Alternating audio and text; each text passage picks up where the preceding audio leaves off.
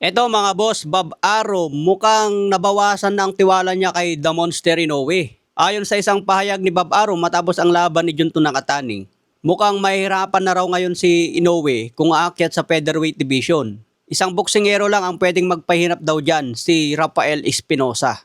Dati pinagmamalaki ni Bob Arum si Naoya Inoue sa bantamweight at super bantam. Sinasabi nga niya na mas better si The Monster Inoue kumpara kay Manny Pacquiao. Pero ngayon, featherweight pa lang ang aakyatin ni The Monster Inoue. Duda na agad si Bob Arum na mahihirapan siya. Siguro napansin na rin ni Bob Arum ang kakulangan kay The Monster Inoue kung malaki na ang kalaban niya. Lalo na siguro kung may taglay na power ang kalaban. Itong si Rafael Espinosa ay hawak din ni Bob Arum.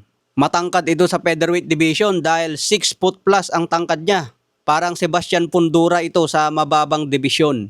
Kung pagbabasehan ng tangkad, mas malaki pa itong si Rafael Espinosa kumpara kay Antonio Margarito. Ang pinakamatangkad na nakalaban ni Manny Pacquiao si Margarito at Oscar De La Hoya. Kaya siguro nagpakatotoo lang si Bob Arum, may punto kasi siya na mahirapan si Inoue kay Rafael Espinosa.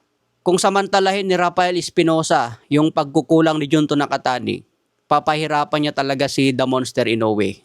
Kaya abangan natin mga boss kapag umakyat na si Inoue sa featherweight. Sa ibang banda, nagsalita na rin po si David Benavides tungkol sa pag-alis ni Canelo sa naging laban niya.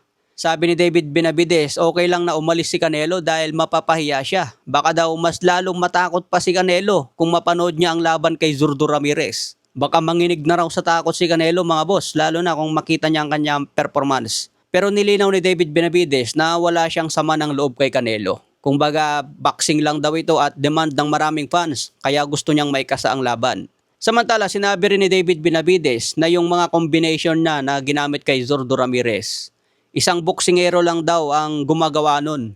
At ang huling boksingero na nakagawa niyan, si pambansang kamao Manny Pacquiao. Yung estilo ni Manny Pacquiao na bumabato ng maraming combination. Isang boksingero na lang ang target ngayon ni David Benavides. Number 1 na target niya ngayon, talunin si Dimitri Bivol. Sabi ni Benavides kung matalo niya si Dimitri Bivol, parang pinatunayan na rin niya na kaya niyang talunin si Canelo Alvarez. Dahil matatandaan, natalo si Canelo kontra Dimitri Bivol. Binunyag din ni David Benavides na meron na silang initial na pag-uusap sa kampo ni Dimitri Bivol. Kaya abangan po natin yan mga boss sa 175 light heavyweight. Sa ibang banda, laban ni Manny Pacquiao at Floyd Mayweather, tila nagkakaroon na naman ng problema tungkol sa venue. Pero wala pa namang official na report tungkol dito mga boss. Malayo pa naman ang September kaya mapaplansya pa yan. Maayos pa yan kung magkaroon man ng problema sa ngayon. Pwede pang ma-adjust ang venue o kaya pwedeng ma-adjust yung petsa. Basta ang importante, matuloy ang kanilang rematch. Sa ibang banda, laban po ni Charlie Suarez mukhang hindi pa matutuloy kay Manuel Navarrete. Dahil ayon nga po sa report, July 11 in California against Mexican-American boxer na si Manuel Avila. So babalik si Charlie Suarez sa July 11. Sayang naman yung laban niya kay Manuel Navarrete kung hindi pa matutuloy mga boss. May kartada si Manuel Avila na 25 wins, 9 KOs, may 2 talo. Kailangan din talaga ni Charlie Suarez mapalaban mga boss kaysa mabakante na matagal. Mahirap naman kung aantayin pa si Emmanuel Navarrete. Lalo na mukhang mahirap may kasa ang laban nilang dalawa. Pero nag-utos na ang WBO sa kanilang laban eh. Siguro matapos ang laban ni Charlie Suarez, next na si Emmanuel Navarrete. Kaya abangan po natin yan mga boss.